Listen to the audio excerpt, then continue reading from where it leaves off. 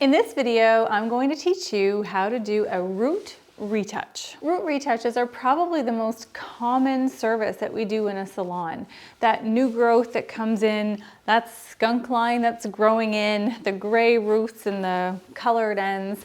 It's really important to understand how to properly apply your color to your roots. Doing this inaccurately can cause a host of problems. One being the line of demarcation, which means you almost create like this banding that's happening when you overlap the color. The other thing that can happen is breakage. When you overlap color onto hair that's previously been colored, you're then compromising the integrity of the hair by layering chemicals on top of one another. So today I'm going to show you how I do a root retouch of about 1/2 inch. You have a couple of options for brushes.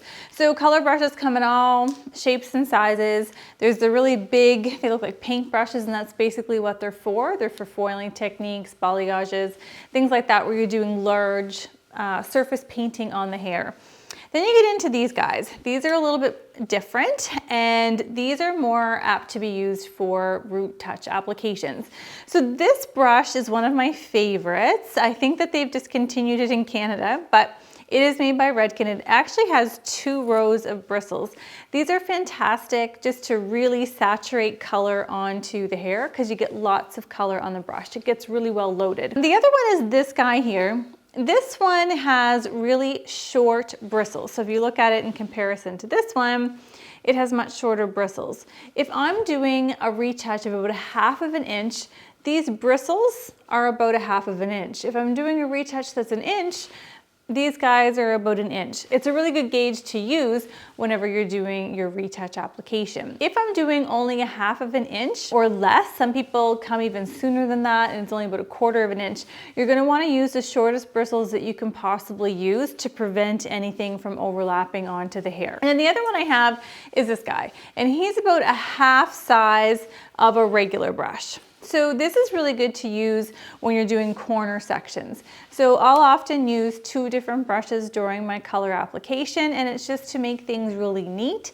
and well organized. When I teach the root retouch application, I teach it in 4 quadrants. Now, when students first get started, I usually get them to clip these quadrants out of the way and then release them as they color them. Make sure you don't keep your sections clipped, because if you do, the hair really does smush and it just makes a mess. So what I like to do is I like to basically paint my quadrants as I go. So I do center nose to the center of the nape, and then I do from the apex and then over each ear, and that's going to give me my 4 quadrants. So I've loaded my brush. And what I want to do is I want to make sure I'm holding this section down nice and tight so I can really see what I'm working with. Once the hair comes up like this, or if it's overlapping and I go to apply color, I'm going to end up with color way down here where I don't want it. So make sure that your sections are nice and clean and the hair is nice and taut. So I'm just going to apply my color to the root area like so. And that's about my 1/2 inch of regrowth right there. So we're going to keep going down, and I'm just going to take the tail end of my brush, pull the hair apart, again keeping it nice and tight while I get my T-section done. Most haircuts, color applications, a lot of different skill sets start with this whole T parting. So center nose to center nape is done. Now I'm going to do from the apex to each ear. And again, if I have the hair laying down this way and I start painting out this way, it's actually going to come out quite far. So I want to make sure I have this nice and tight this way, and that's going to prevent that from happening. And you want lots of saturation of product. So you should be able to see the product on the hair. If you don't see the product on the hair, then it's not going to be saturated. And if it's not saturated, guess what? It's not going to color. So you may wonder, why is it so important to only cover the roots? You know, you understand maybe overlapping, you don't want to get banding, but what about the ends? Does it really matter if the color gets on the ends? Yes, it does. Color on top of color will always go darker.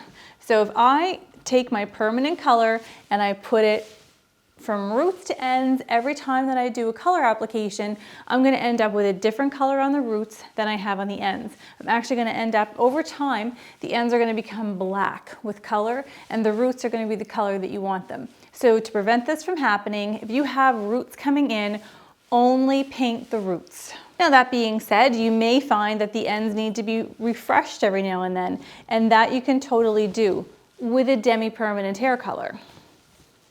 Not with permanent hair color. Okay, so I have my 4 quadrants. I got the big T going here, and now it's time to go in and do section by section, all the hair in between. I like to start right here at the top section here. It's like a little triangle. I like to start here because I like to direct everything away from the face. I also like to start here because whenever I'm doing gray coverage, usually most people are going to be the most gray in this front area. So that's going to give the front a little bit of extra processing time. Now I am going to switch my brush and let me show you. So I'm going to just take my half-size brush just for this top maybe 2 sections, and then I'm going to switch back again to my larger brush. When I'm taking these sections, I want to take them no larger than about 1/4 of an inch. Any larger than 1/4 of an inch, you're not going to get proper penetration of color. So I'm going to slice, I'm going to lift. Now, I don't want to press the hair against this, or what's going to happen, it's going to smoosh and your color is going to end up all out here. So I want to hold it not at 90, but I want to take it at about a 45 with lots of tension. Paint it on, let it go. Next section, holding it at about a 45, going in, paint and release. You shouldn't need to go over the sections over and over and over again. You shouldn't need to paint the top and the bottom. If you find that you're doing that, it's probably because your sections are just too big. So you should only be taking about 1/4 of an inch subsection. There are some color lines that actually require about 1/8 of an inch subsection. Usually these are the oil-based colors because the color is so thick, it does need to be a little bit of a thinner section for it to be able to penetrate. And as you can see, I'm directing all of the hair, all of the color away from her face. So this is going to make it really comfortable for my client so that she doesn't have color hanging down on her face. And it really helps me to get that hairline.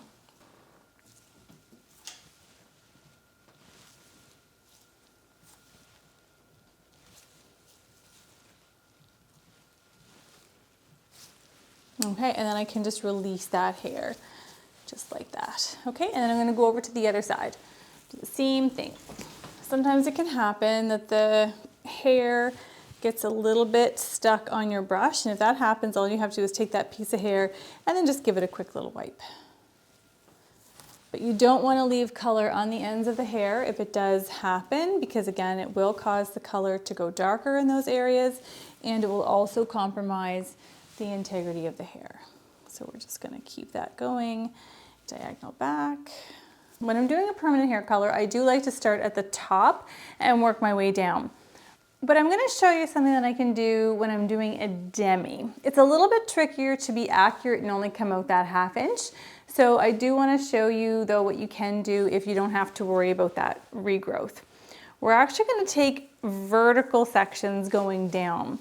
I love doing this whenever I'm working with a demi-permanent hair color. I can get the color on so fast.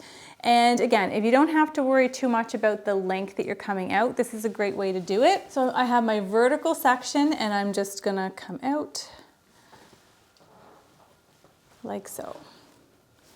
Then I'm gonna slice another one.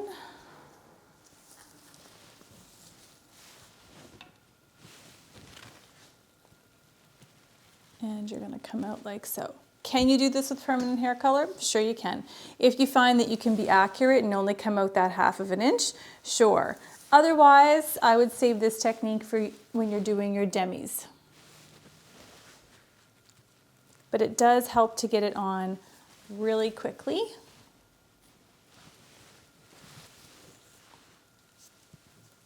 Because I do find these back sections, there's a lot more hair, there's more density back here.